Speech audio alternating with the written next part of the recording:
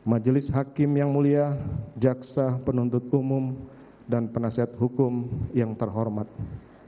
Cerita tidak benar mengenai tembak-menembak tersebut saya susun setelah Richard Eliezer menembak Yosua.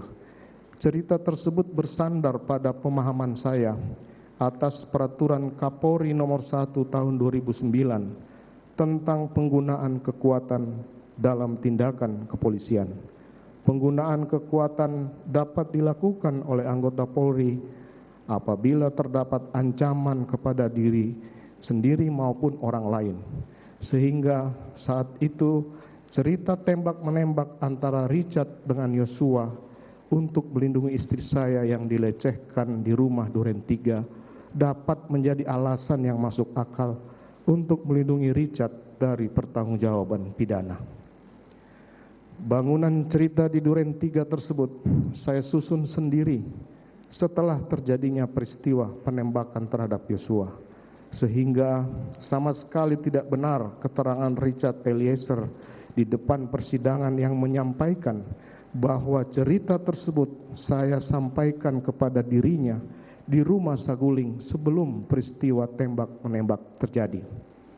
Adalah tidak mungkin jika saya membuat cerita sebagai bagian dari rencana pembunuhan seperti disampaikan Richard, karena faktanya saya tidak pernah berkomunikasi dengan Kuat Ma'ruf, juga tidak ada menceritakan soal skenario tersebut kepada Ricky Rizal dan istri saya Putri Chandrawati sebelum terjadinya penembakan tersebut.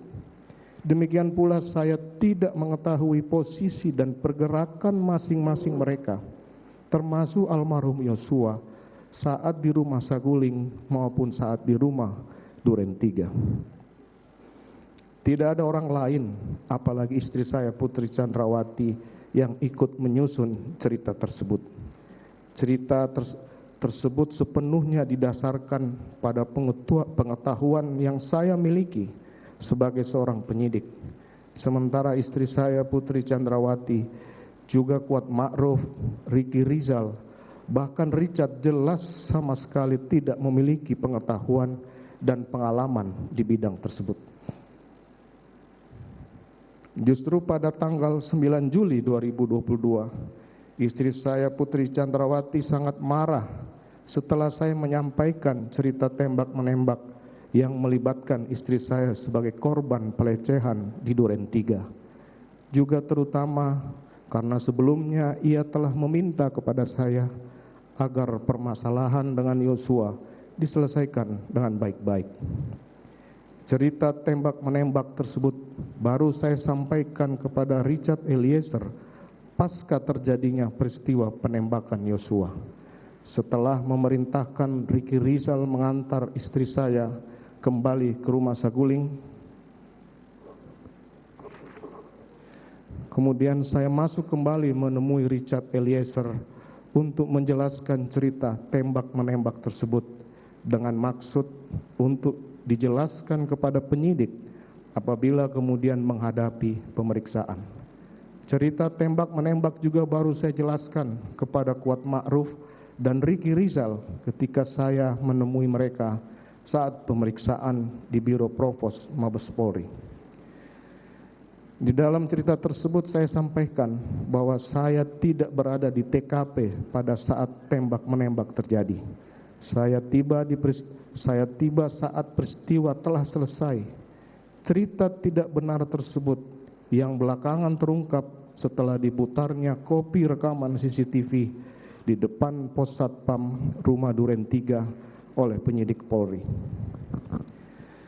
Sebelumnya, untuk mendukung cerita tersebut, pada tanggal 13 Juli 2022, saya telah memerintahkan salah satu anggota kepolisian untuk merusak laptop dan flash disk yang berisi kopi rekaman CCTV di depan pos Satpam rumah Duren 3. Tindakan tersebut kemudian telah menyeret sebagian anggota Polri yang melaksanakan perintah tersebut dalam pemeriksaan kode etik, pidana, dan diberhentikan sebagai anggota Polri.